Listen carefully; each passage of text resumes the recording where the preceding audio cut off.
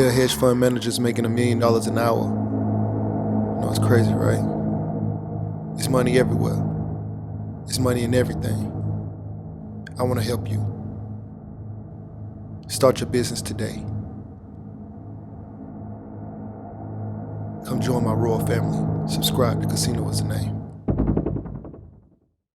Hey yo, what's going on right now? You watching Casino is the Name, and in this video I want to talk to you guys about government contracts and also how this particular contract that I currently am on owes me $30,000.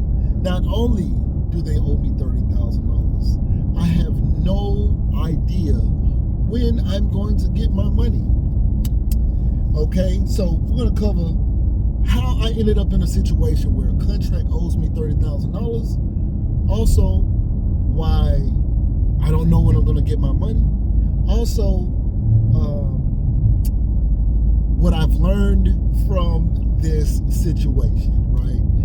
Of course, government contracts is by far the best thing that could ever happen is for you to do government contracts in your business. Maybe not your business. I don't know what your business is. But to me, it is the best opportunity to make some money. It's government contracts, to me, it's my opinion. It's my opinion. But I quit my job in November to do government contracts full time. I had started doing I've done government contracts many years ago, like smaller ones. And then I got a good contract while I was still working, and so I was able to facilitate that while I was still working. There's still plenty of money for me to make money and outsource pretty much all of the work and still maintain my job. It didn't require a bunch of time from me, and so yeah, that was a really good situation. And then I got the call that said, hey, I have $275,000 on this contract, but you got to leave your job, and it's a 6-month contract. And then they went up another $25,000 to $300,000 in that 6-month time frame, which actually took us 5 months to do.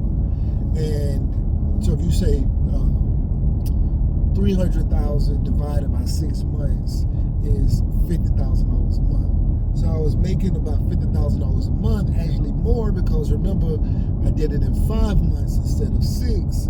So I was able to make enough money to pay everybody and have a decent nest egg left over for me to, do other things with. And I wanted to remodel a house. So I remodeled a house. Not quite done with it, but I've been remodeling the house. You guys can see it on this channel where I talk about remodeling my house in Macon, Georgia for Airbnb. So that's that, right?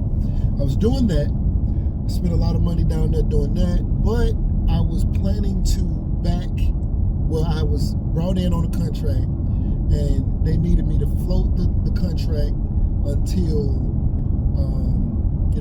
since I did have a lot of capital. So they asked me to float the contract until, we started getting paid. And then from that, I'd be able to get $30,000. The contract is supposed to take 2 to 3 months, 2.5, 3 months. And so I was going to get $30,000. I was supposed to be getting $15,000 a month, but originally we expected it to be 2 months, and then I was like, when we found out it might be 3 months, it was like, okay, before we started, it's like, you know what, it's okay, $10,000 extra per month, no big deal. I gotta float the contract, gotta spend like $12,000 to float the contract until we get paid for the first time. And then, I also had equipment that was gonna be rented to the contract and stuff like that. So I do that, right? And it actually takes about $24,000 that I had to come out of pocket, which was a lot more than what I was expecting, because I also had something else that I was planning on doing with my money to go into to generate money, right? I was going to get some other equipment, some other things that I was going to use to give me some other type of quick, fast money that you can make large sums of money from doing these things. There's plenty of work for it. So I was planning on getting that equipment, which is going to cost me between $10,000 and $15,000. But I was going to get my money back, and I was going to have extra money. But I ended up having to spend $24,000, and I thought that I was going to get my money back on the first draw and be able to be done. Get my money back and another 10. I ended up going from thinking that I was going to be up 10 to down 24, well 34, because I didn't get the 10. So instead of being up, say 34, I was down 34. Down 34, right? So I was down 34,000 because I didn't get the 10, right? Actually, I was down 44,000 because 2 months went back past. So remember, like I said, I was supposed to get $15,000 a month, and I said, you know what?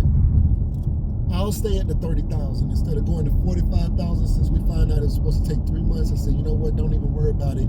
Just give me the 30,000. That breaks down to $10,000 a month instead of $15,000 a month. I wasn't going to be full time in that situation anyway. I had other things I was planning on doing that would have been extra, but that was going to be that. But what ended up happening was when we got the money back on the first draw, it wasn't enough because we couldn't get enough people working in the facility, onto the facility to be approved like we had expected when we started. So we started with less than a third of the crew that we were supposed to have, that we had expected to have. So we had less than a third of the crew that we expected to have. So that was like, we started terribly. Okay, so we started terribly. Man, we had less than a fourth. I think we were supposed to have at least 9 to 11 people, and then we started with 2. And it stayed like that for a while. So we couldn't get that much work done. And because we couldn't get that much work done, we couldn't, get paid that much because we couldn't get that much work done. And we had work stoppages for this and that. We had to get more equipment. That's how I ended up going up to like 24,000 because we had to buy things that I didn't even know we had to buy. And I'm sure I spent a little more than 24,000. But, it was spending money to keep the job going. But the money coming back in wasn't enough to cover what I had put out. Let's say a check was 21,000, right? Let's say one of the checks was 21,000. First check was like 21,000. I probably had spent 21,000, 22,000 by the time we got the first check. That whole check would have came to me, but we still had to pay people. We still had to do this, do that. And I'm saying we because I'm not technically an owner of the contract. I was supposed to be paid for my role, my back office kind of role or whatever. Drafting documents, submitting employee stuff and all that kind of stuff, whatever. But also since the fact that I was funding the beginning part. So that happens. Okay. That's an issue. That became an issue. Because then the second month comes. That check comes. Now, the first check, I was able to get part of my money back. So then the next check comes. I was able to get another part of my money back, right? But I still had to spend more money to keep things going. And also, I had to even spend the second time I had to spend $1,000, $1,050 to get money. Like I had to spend $1,000 in order for them to pay me because I had to make another payment on my insurance so that they would release the funds back to me. Now at the time I should have, on that second draw, I was expecting to be $20,000 up. And instead, I was I had to spend money to even break even to the $24,000 that I had spent. So I mean, I should have had the $24,000 I spent plus another $20,000, right? Boom. That's where I was supposed to be. But instead, I was just getting the money that I had been kicking out back. Plus, I had to spend money. I think I probably had to spend another $1,500 to $2,000 initially just to even get paid the day or 2 days or the day I got my money. I had to spend like $1,000. Well, maybe like the 3 days before we got paid, I had to spend money in order for them to release the money back to me. All right, so that's that. Then I go from that to, so that's the second month. Now I got part of my money back, so it's still like, okay, well, at least I got that. Now the third month, it's like, okay, I done got pretty much most of the money I put in back, right? But I put in a couple more, a couple extra dollars or whatever. And so then, like, you do a month worth of work and you get paid the next month, right? So say like we did work in July, August 29th was supposed to be the payday for everything that we did from July, right? So we wait all month. The day before payday, I find out that the prime contractor is not going to approve the payment to the subcontractor who we're subcontracted to, right? I'm just finding this out, right? I'm the one who does the schedule of values, who sends in and all of that stuff. And there were these conversations, I guess, that happened outside of me, but I didn't know anything about them. So the whole time, even though they said, hey, when I was getting ready to do the schedule of values for August, because August schedule of values is due on the 20th to the subcontractor, when I was getting ready to do the schedule of values, I had heard, or I seen the email saying, well, I had been told that they were not going to approve the schedule of values for August due to us not having certain personnel to do certain jobs or whatever. Now, they're trying to help us get the people there and all that. It's a nightmare. It's a nightmare. Background checks have completely derailed this whole thing. But they said, hey, we're not gonna pay August until you guys fix this with these personnel. I'm like, okay, cool, because we did July. July should have been approved. Like I said, my first time hearing that it wasn't. So everything I had heard about was August not being approved. July comes and goes. Should have paid out August 29th. I'm doing the schedule of values on the 20th for August. And so I'm like, okay, I get it. So we holding off on that until we fix that situation. I have no idea still until maybe August 28th that we were not going to get paid or something. I think it was the 28th or the 27th, or maybe it was the 29th when I find out we're not even going to get paid for July. So in my mind, it's like, okay, even if I get paid and even though they may hold August until September, I'm going to get the money from July. That July money still should come. Tomorrow is September 1st. Okay? For me right now when I'm recording this is August 31st. So I'm like, okay, well, July money is still gonna come. So I ain't tripping. But at the same time, my mindset is, now mind you, the money for July was still only supposed to be like $29,000. So I'm like, okay, if I get a 10 spot, even if I got 10,000 out of that would have been the baseline of what I was supposed to get anyway. I was already thinking, well, maybe I don't even need to get the whole 10. Maybe I get a portion of it. Maybe I get 7 or 8. I'm owed so as of yesterday, I was owed 30,000. Well, not yesterday, but the 29th. I was owed 30,000. Well, that's what I was told I was going to get. It was 30,000 over 3 months. That would have been the third draw. I should have got $30,000 at that point, right?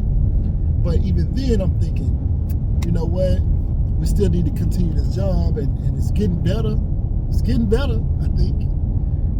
But let's just get to this point where, because I still gotta, still have to buy schools and, other things. It's a construction job.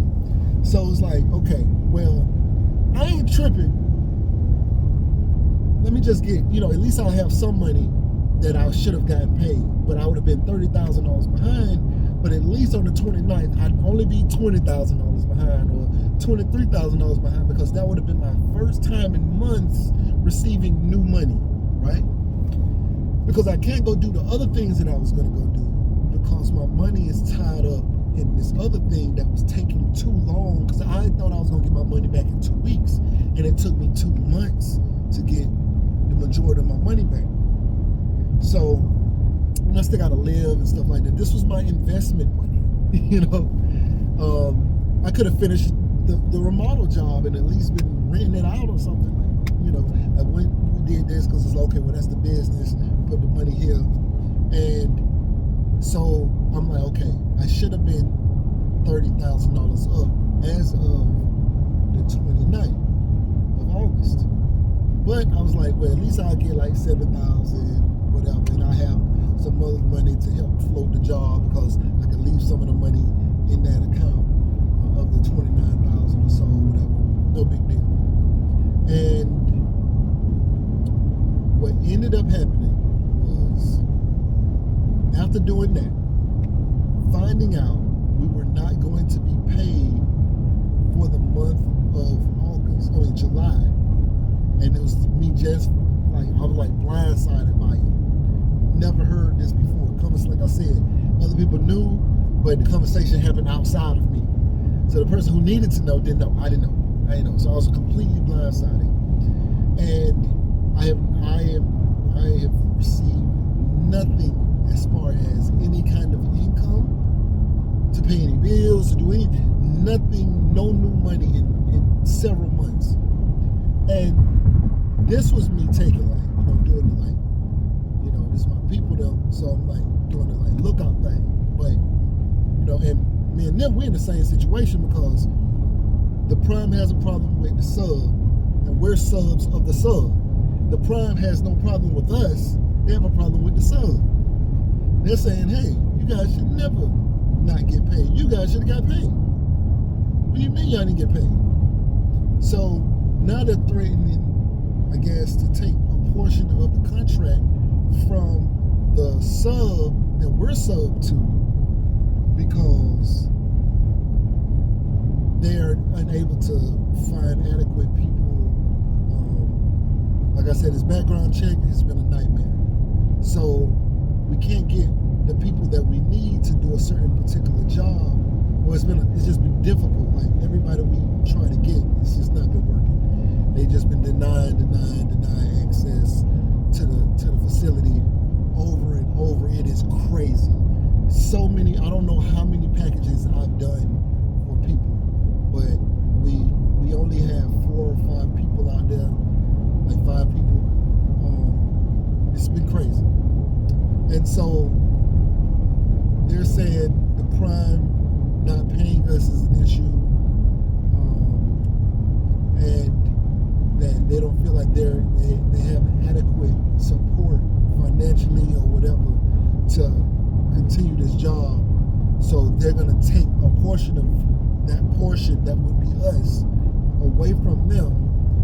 So because this other company can afford to keep paying people, which is still well, what about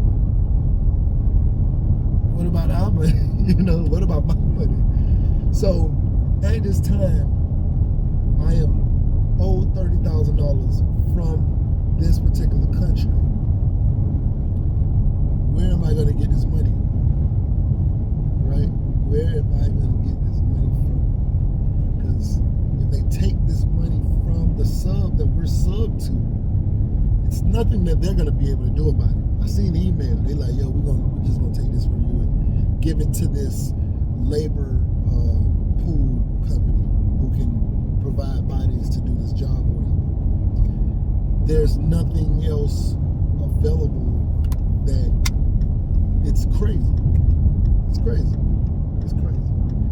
So, important lessons that I've learned. So many. I took a position, not as an owner of this. Like, I'm not in an ownership position. I'm kind of an owner of myself. I had my own company, and my company did what, kind of assisted, subbed under, to do a particular thing. But my money is tied up in everything else, and I didn't sign a contract with the prime or the sub. Not in a I'm responsible for this particular function.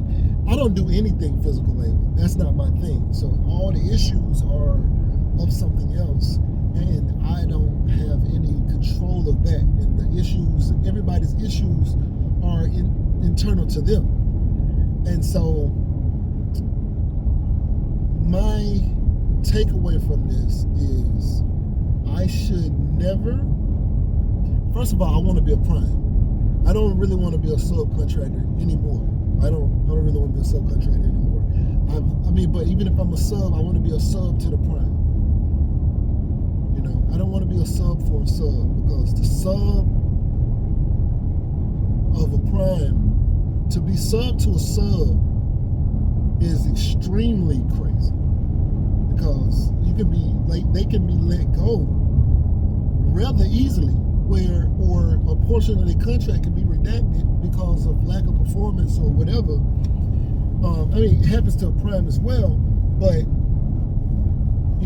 it is no safety net when you're the sub of the sub, because the prime, their issues, they address those. They address those issues with the sub. So the sub says, okay, prime, you want me to do this? I estimated that my profit was going to be this much. So what I could do is I could make these adjustments and do whatever. But as a sub of a sub, it's like the prime can say, hey man, we're going to take this and you're left with this. That can happen to a prime too. But you just have way more control. Even just being the sub to the prime, because the prime don't even really want to talk to me or us, even though they have no choice at this point. But they don't really want to talk to us. They want to talk to their sub, right? Because that's who their agreement is with, right? And so having a sub, to be sub to a sub, and the sub that you sub to wants you to talk with the prime, because they're kind of like, hey, I subbed out work, I'm really just middleman, and all whatever y'all got going on between y'all, and it's really not as easy as that. Like, we can't make any decisions. The prime, me and the prime sitting down talking, the prime still has to go back and say, well, let me see what the sub wants to do. So they still have to go back and speak to them. So, I don't know. But anyway, that's why I'm owed $30,000. And, yeah. Anyway, right now you're watching Casino Is the Name. Like, share, comment, and subscribe, and we out.